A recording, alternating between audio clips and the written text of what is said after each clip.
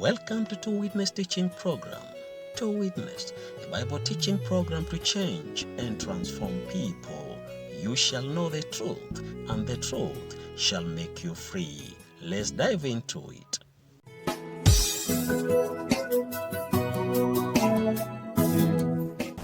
That's right. So chapter 13, it came to pass after this that Absalom, the son of David, had a fair sister whose name was Tamar. So Absalom was David's third-born son, of Maacah was his mother. And Amnon, the son of David, loved her. Amnon was actually the firstborn of Ahinoam. So we have like these half brothers here, Absalom and Amnon. And Amnon loves Tamar, Absalom's sister, his half-sister. Amnon was so vexed that he fell sick for his sister Tamar, for she was a virgin. And Amnon thought it hard for him to do anything to her. But Amnon had a friend whose name was Jonadab, the son of Shimeah, David's brother, his cousin. And Jonadab was a very subtle man. So he has a cousin here who's a little bit sneaky. He said to him, "Why are you, being the king's son, lean from day to day? Will you not tell me?" And Amnon said unto him, "I love Tamar, my brother Absalom's sister." Jonadab said to him, "Here's what you do. Lay thee down on thy bed. Make thyself sick. When thy father cometh to see thee, say to him, I pray thee, let my sister Tamar come and give me meat, and dress the meat in my sight, that I may see it and eat it at her hand." So Amnon lay down and made himself sick. And when the king was come to see him, Amnon said unto the king, "I pray thee, let Tamar my sister come, and make me a couple of cakes in my sight, that I may eat at her hand." Then David sent home to Tamar, saying, "Go now to thy brother Amnon's house, and dress him meat." So Tamar went to her brother Amnon's house, and he was laid down. She took flour and kneaded it, and made cakes in his sight, and did bake the cakes. She took a pan and poured them out before him, but he refused to eat. And Amnon said, "Have out all men from me." And they went out, every man from him. And Amnon said to Tamar, "Bring the meat into the chamber, that I may eat of thine hand." And Tamar took the cakes which she had made, and brought them to the chamber to Amnon her brother. And when she had brought them unto him to eat, he took hold of her, and said to her, "Come, lie with me, my sister." She answered him, "Nay, my brother, do not force me, for no such thing ought to be done in Israel. Do not thou this folly. And I, whither shall I cause my shame to go? And as for thee, thou shalt be as one of the fools in Israel. Now therefore I pray thee, speak unto the king, for he will not withhold me from thee." So she is resisting in every way. Howbeit he would not hearken to her voice, but being stronger than she, forced her, and lay with her. Well, then Amnon hated her exceedingly, so that the hatred wherewith he hated her was greater than the love wherewith he had loved her. So the guilt and the shame of his own sin immediately settled upon him. Amnon said to her, "Arise, be gone."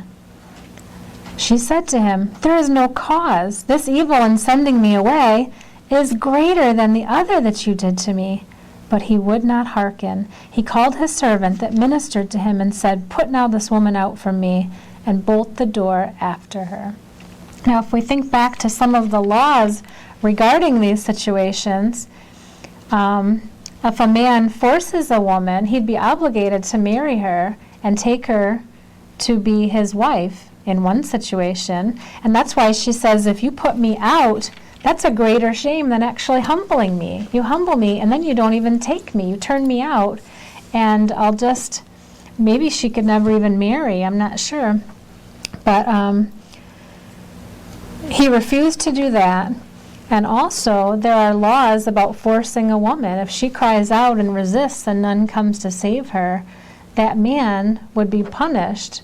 And we see, well, we're going to see here what happens when his sin is found out.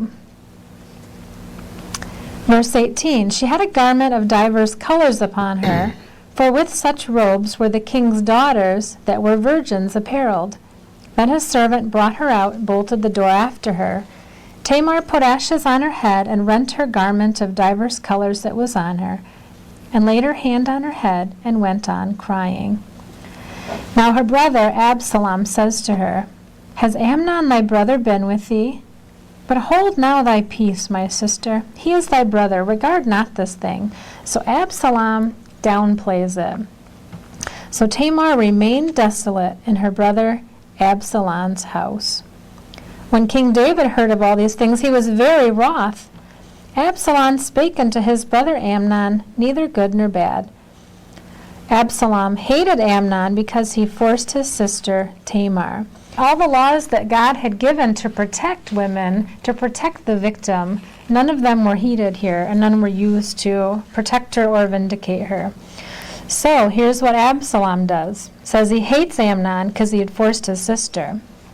23, came to pass after 2 full years. So 2 years, he hates his brother, he's plotting this. Absalom had sheep shearers, excuse me, and Baal Hazor, and Absalom invited all the king's sons, all of his brothers, half-brothers. Absalom came to the king and said, Behold now, my servant hath sheep shearers. Let the king, I beseech thee, and his servants go with thy servant. He's going to throw a little party. The king said to Absalom, Nay, my son, let us not all go now, lest we be chargeable to thee. It's too much. We're not going to come cause you all of this. And he pressed him, howbeit he would not go, but blessed him. Well then said Absalom, If not, I pray thee, let my brother Amnon go with us. And the king said to him, Why should he go with thee? But Absalom pressed him, that he let Amnon and all the king's sons go with him. Now Absalom had commanded his servants, saying, Mark ye now, when Amnon's heart is merry with wine, and when I say unto you, Smite Amnon, then kill him. Fear not. Have not I commanded you? Be courageous, be valiant. And the servants of Absalom did unto Amnon as Absalom had commanded. So when this happens, when they kill him, all the king's sons arose, every man gat him upon his mule and fled in fear, thinking, We're all going to die. Came to pass while they were in the way that tidings came to David, saying, Absalom has slain all the king's sons. There is not one of them left. This is an exaggerated account. Only one died, the rest fled. The king arose, tare his garments, lay on the earth. All his servants stood by with their clothes rent. And Jonadab, the son of Shimea, David's brother, answered and said, Let not my lord suppose they have slain all the young men, the king's sons, for Amnon only is dead. For by the appointment of Absalom, this has been determined from the day that he forced his sister Tamar. So he's been plotting this for 2 years. Now therefore, let not my lord the king take the thing to his heart, to think that all the king's sons are dead. Amnon only is dead, but Absalom fled. And the young men that kept the watch lifted up his eyes and looked. And behold, there came much people by the way of the hillside behind him. And Jonadab said to the king, Behold, the king's sons come. As thy servant said, so it is. Came to pass, as soon as he had made an end of speaking, that behold, the king's sons came, and lifted up their voice and wept. And the king also and all his servants wept very sore. But Absalom fled, and he went to Talmai, the king of Geshur, and David mourned for his son every day. Absalom fled and went to Geshur, and was there 3 years. And the soul of King David longed to go forth unto Absalom, for he was comforted concerning Amnon, seeing he was dead. Chapter 14. Now Joab, remember Joab, he's the captain of David's armies, the son of Zeruiah, perceived that the king's heart was towards Absalom. And Joab sent to Tekoa, and fetched thence a wise woman, and said unto her, I pray thee, feign thyself to be a mourner. Fake that you're mourning, and now put on mourning apparel, and anoint not thyself with oil, but be as a woman that hath a long time mourned for the dead. So Joab is putting this woman up to it. Go to the king, look like you've been in mourning for a long time, and say these words. Come to the king, speak on this manner unto him. And Joab put the words in her mouth. Verse 4, And when the woman of Tekoa spake unto the king, she fell down on her face to the ground, and did obeisance, or reverence unto the king, and say, Help, O king. And the king said unto her, What aileth thee? What troubles you? She answered, I am indeed a widow woman, and my husband is dead. And thy handmaid, or I had 2 sons, and they strove together in the field, and there was none to part them, to separate them, but one smote the other and slew him. I had 2 sons, and one of my sons killed the other. And behold, the whole family is risen against thy handmaiden, and they said, Deliver him that smote his brother, that we may kill him, for the life of his brother whom he slew. And we will destroy the heir also, and so they shall quench my coal which is left, and shall not leave my husband neither name nor remainder upon the earth. So there are people crying out, Deliver your son up, your other son, so that we can put him to death for the death of, he killed his brother. And the king said unto the woman, Go to thy house, and I will give charge concerning thee, or I'll take care of this for you. And the woman of Tekoa said unto the king, My lord, O king, the iniquity be on me and my father's house, and the king and his throne be guiltless. And the king said, Whosoever saith aught to thee, bring him to me, and he shall not touch thee any more. Or David's granting her request, her son can return home, and he promises protection for his life, so that she'll not be without offspring, but her name will continue on. She'll have an heir. Then said she, I pray thee, let the king remember the Lord thy God, that thou wouldest not suffer the revengers of blood to destroy any more, lest they destroy my son. And he said, As the Lord liveth, there shall not one hair of thy son fall to the earth. Then the woman said, Let thine handmaid, I pray thee, speak one word unto my lord the king. And he said, Say on. So David is not getting the parallel here yet. She's going to have to tell him, I'm really speaking about you. And the woman said, Wherefore then hast thou thought such a thing against the people of God? For the king doth speak this thing as one which is faulty, in that the king doth not fetch home again his banished. So you told me it's acceptable for this to happen with me, but you have not returned your own son unto you. For we must needs die, and are as water spilt on the ground, which cannot be gathered up again. Neither doth God respect any person, yet doth he devise means that his banished be not expelled from him. Or there's always a way back. There's always mercy. There's always a way back into relationship. Now therefore, that I am come to speak of this thing unto my lord the king, it is because the people have made me afraid. And thy handmaid said, I will now speak unto the king. It may be that the king will perform the request of his handmaid. For the king will hear to deliver his handmaid out of the hand of the man that would destroy me and my son together out of the inheritance of God. Thine handmaid said, The word of my lord the king shall now be comfortable. For as an angel of God, so is my lord the king to discern good and bad. Therefore the Lord thy God will be with thee. Then the king answered and said unto the woman, Hide not from me, I pray thee, the thing that I shall ask of thee. And the woman said, Let my lord the king now speak. And the king said, Is not the hand of Joab with thee in all this? And the woman answered and said, As thy soul liveth, my lord the king, none can turn to the right hand or to the left from aught that my lord the king has spoken. For thy servant Joab, he bade me, or he asked me to do this, and he put all these words in the mouth of thine handmaid. To fetch about this form of speech hath thy servant Joab done this thing. And my Lord is wise, according to the wisdom of an angel of God, to know all things that are in the earth. And the king said unto Joab, Behold now, I have done this thing. Go therefore, bring the young man Absalom again. Verse 22, And Joab fell to the ground on his face, and bowed himself, and thanked the king. And Joab said, Today thy servant knoweth that I have found grace in thy sight, my lord, O king, in that the king hath fulfilled the request of his servant. So Joab arose and went to Geshur, and brought Absalom to Jerusalem. But 24, we see the king said, Let him, this is Absalom, turn to his own house, and let him not see my face.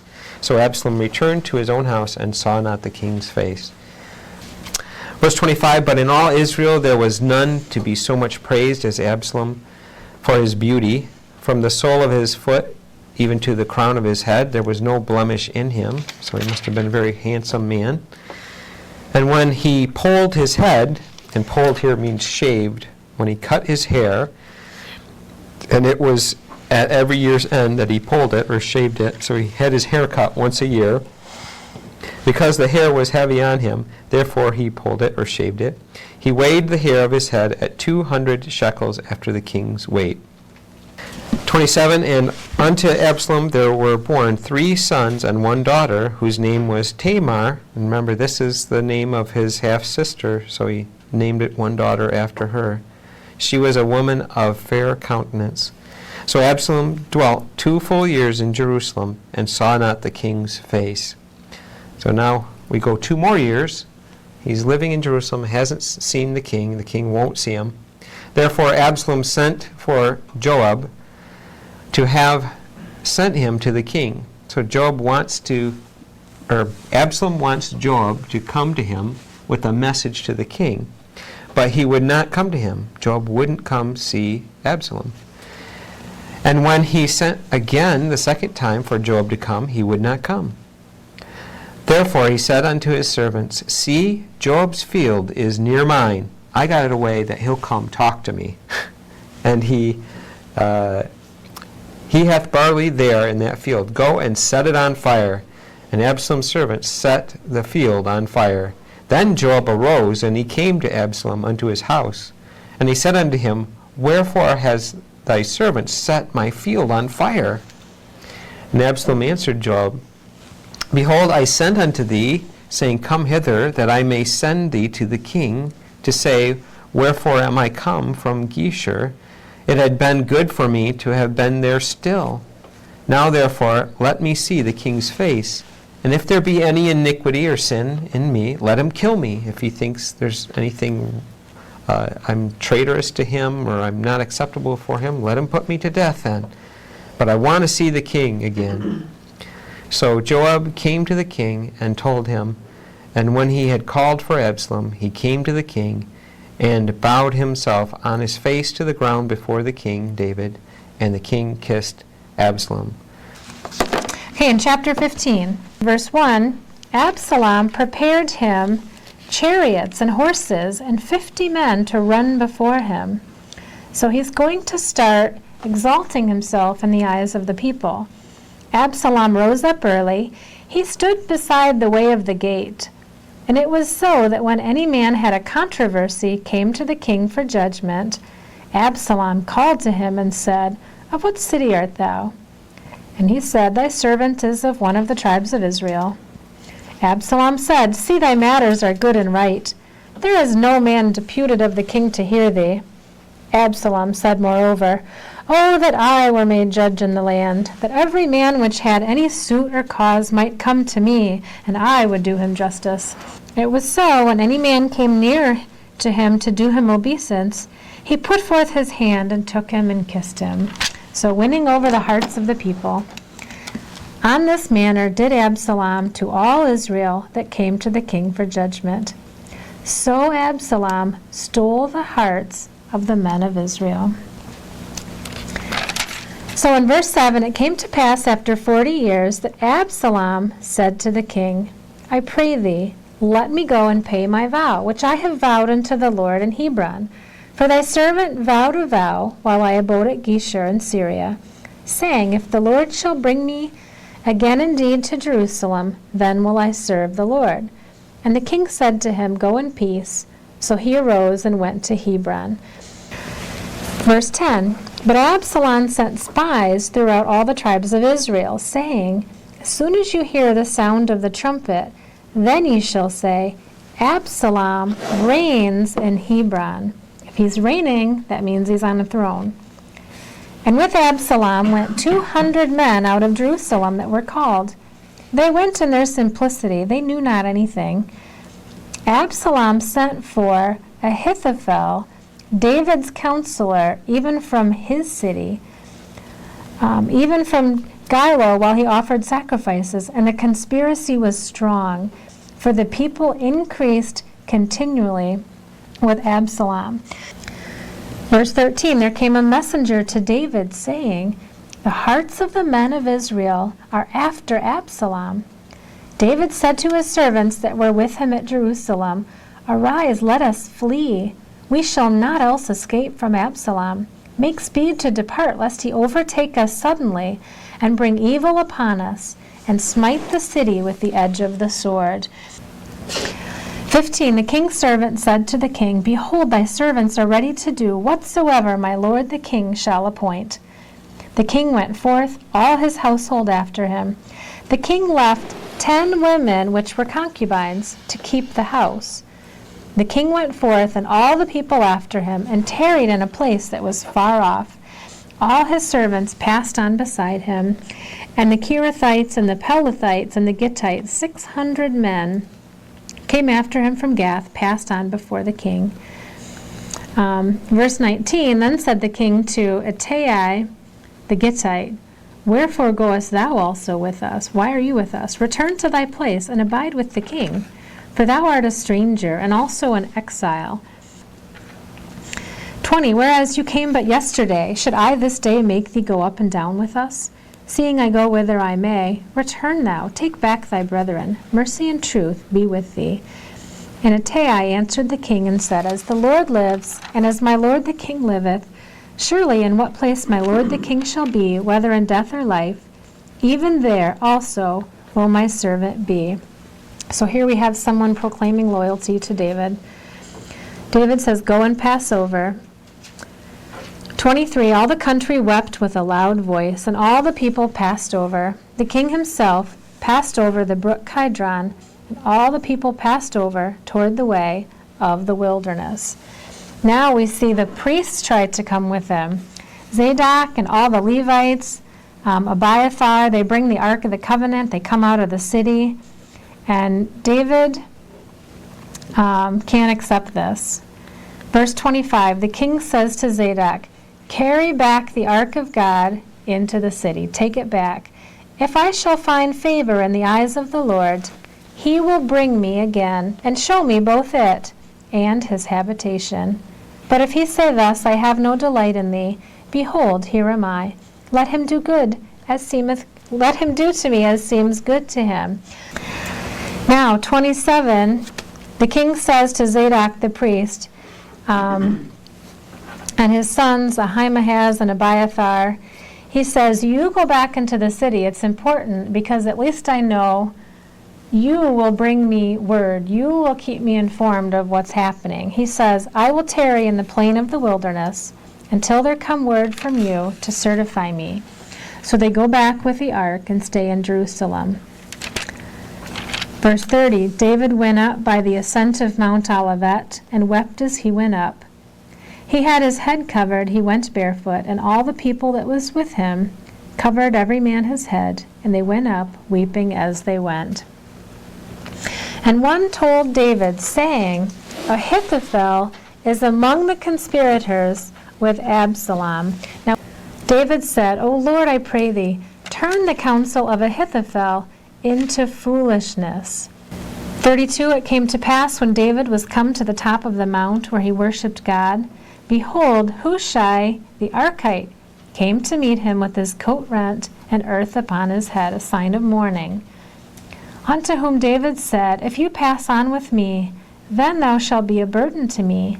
But if you return to the city and say to Absalom, I will be thy servant, O king, as I have been thy father's servant hitherto, so will I now also be thy servant.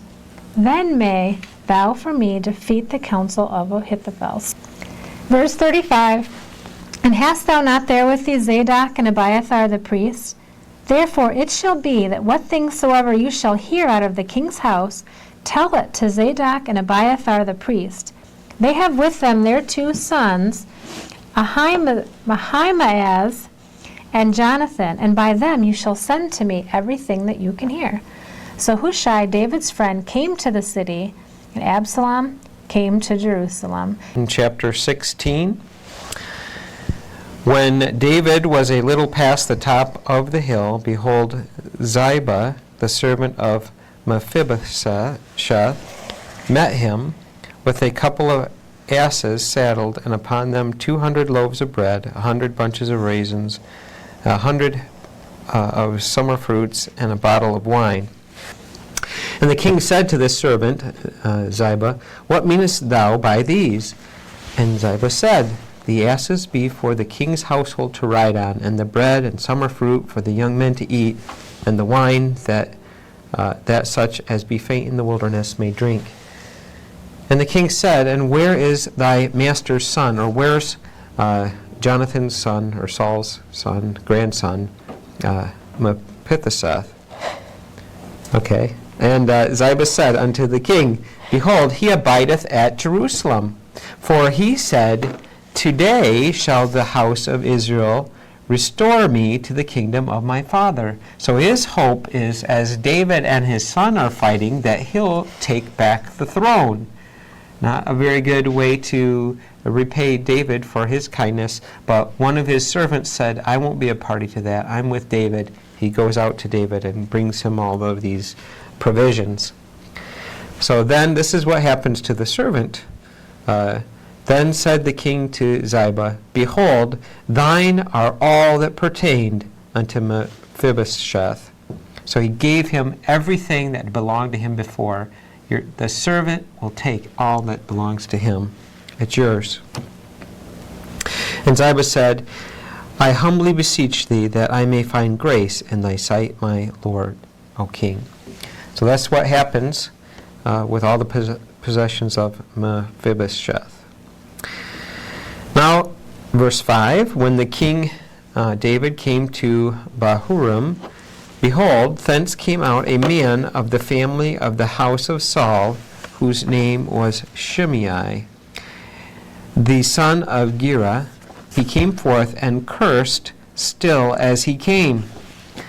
And he cast stones at David, and at all the servants of King David, and all the people and all the mighty men were on his right hand and on his left.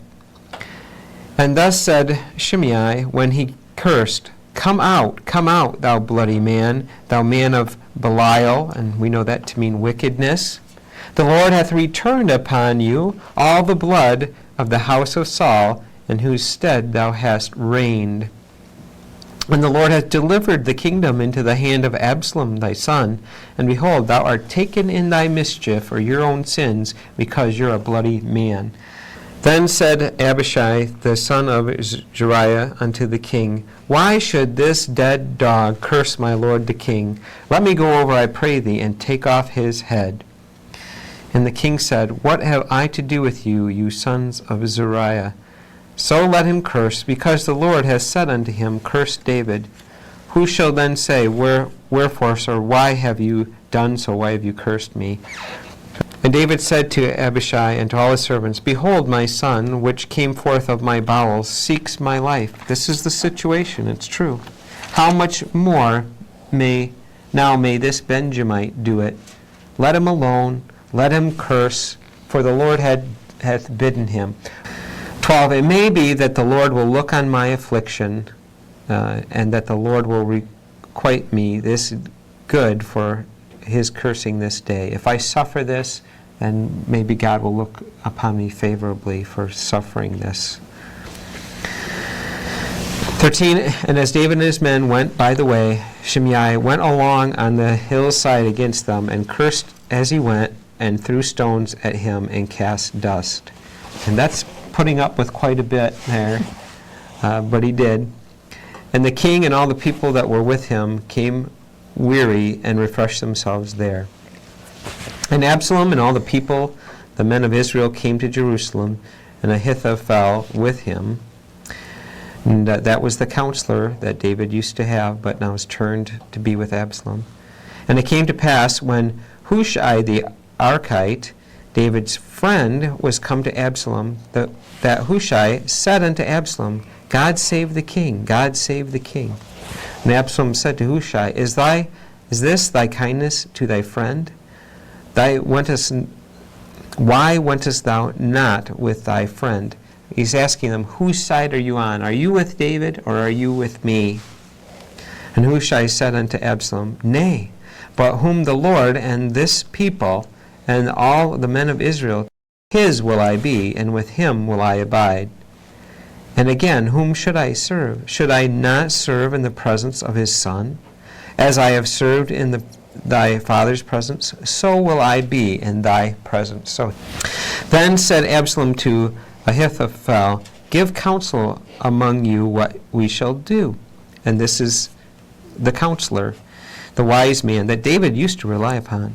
And Ahithophel said unto Absalom, Go in unto thy father's concubines, which he hath left to keep the house, and all Israel shall hear that thou art abhorred of thy father, then shall the hands of all that are with thee be strong. So they spread Absalom a tent upon the top of the house, and Absalom went in unto his father's concubines in the sight of all Israel. And that was the prophecy, too, that David's wives would be given over to his enemy. Sword wouldn't leave your house. He would lie with them in the sight of all the people. And your wives would be taken. That's right. That was chapter 12, verse 11. That's right. And the counsel of Ahithophel, which he had counseled in those days, was if a man had inquired at the oracle of God. So he had great wise counsel. So was all the counsel of Ahithophel, both with David and with Absalom. Okay, so chapter 17 picks up with Ahithophel giving counsel to Absalom. Let me now choose out 12,000 men. I will arise and pursue after David this night. I will come upon him while he is weary and weak-handed, and will make him afraid. And all the people that are with him shall flee, and I will smite the king only. And I will bring back all the people unto thee. The man whom thou seekest is as if all returned, so all the people shall be in peace. And the saying pleased Absalom well, and all the elders of Israel. Good plan. And it was the thing to do to win. Right. It was the best plan. He gave him the right advice. This is how he could win. Verse 5. Then said Absalom, Call now Hushai the Archite also, and let us hear likewise what he says. Here's the spy on David's side. When Hushai was come to Absalom, Absalom spake unto him, saying, Ahithophel hath spoken after this manner. Shall we do after his saying? If not, speak thou. Hushai said to Absalom, The counsel that Ahithophel hath given is not good at this time. For, said Hushai, thou knowest thy father and his men, that they be mighty men, that they be chafed in their minds, as a bear robbed of her whelps in the field. Thy father is a man of war, and will not lodge with the people. Behold, he is hid now in some pit, or in some other place.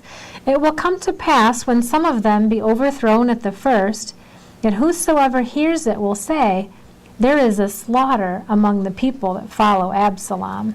So he's saying it's not good. Don't attack the people. David's not going to be there. He's going to be off hiding. And the people are going to say, if you follow Absalom, you're just going to get yourself killed. This is not wise. Verse 10, He also that is valiant, whose heart is as the heart of a lion, shall utterly melt. For all Israel knows that thy father is a mighty man, and they which be with him are valiant men. Therefore I counsel that all Israel be generally gathered unto thee, from Dan even to Beersheba, as the sand that is by the sea for multitude, and that thou go to battle in thine own person. So shall we come upon him in some place where he shall be found. We will light upon him as the dew falleth on the ground, and of him and of all the men that are with him there shall not be left so much as one. Moreover, if he be gotten into a city, then shall all Israel bring ropes to that city. We will draw it into the river until there be not one small stone found there. Absalom and all the men of Israel said, The counsel of Hushai the Archite is better than the counsel of Ahithophel. For the Lord hath appointed to defeat the good counsel of Ahithophel, to the intent that the Lord might bring evil upon Absalom. 15. Then says Hushai unto Zadok and Abiathar the priest, Thus and thus did Ahithophel counsel Absalom and the elders of Israel. Thus and thus have I counseled. Remember, these are on David's side, these people. Now therefore send quickly and tell David, Lodge not this night in the plains of the wilderness, but speedily pass over, lest the king be swallowed up, and all the people that are with him. Now Jonathan and Ahimaaz, these are the messengers we read about previously. They stayed by En-Rogel, for they might not be seen to come into the city. And a wench went and told them, and they went and told King David. Nevertheless, a lad saw them and told Absalom. But they went, both of them, away quickly, and came to a man's house in Bahurim, which had a well in his court, whither they went down into the well to hide. A woman took and spread a covering over the well's mouth. She spread ground corn thereon, and the thing was not known. When Absalom's servants came to the woman at the house, they said, Where is Ahimaaz and Jonathan? And the woman said to them, They be gone over the brook of water. Here's the toleration principle. They're lying, but for the purpose of good, to hide the servants of God. When they had sought and could not find them, they returned to Jerusalem. Came to pass after they were departed, that they came up out of the well. They went and told King David, and said unto David, Arise and pass quickly over the water, for thus hath Ahithophel counseled against you. David arose, and all the people that were with him. They passed over Jordan. By the morning light there lacked not one of them that was not gone over Jordan. 23. When Ahithophel saw his counsel was not followed, he saddled his ass and arose and got him home to his house, to his city. He put his household in order and hanged himself and died and was buried in the sepulchre of his father. Verse 24, David came to Mahanaim, and Absalom passed over Jordan, he and all the men of Israel with him. Absalom made Amasa captain of the host instead of Joab, who was with David, which Amasa was a man's son, whose name was Ithra, an Israelite. 26, Israel and Absalom pitched in the land of Gilead. And it came to pass, when David was come to Mahanaim, Shobi, and here's just a list of people, the children of Ammon, brought beds and basins and earthen vessels and wheat and barley and flour and parched corn and beans and lentils and parched pulse and honey and butter and sheep and cheese of kine for David and for the people that were with him to eat. For they said, The people is hungry and weary and thirsty in the wilderness.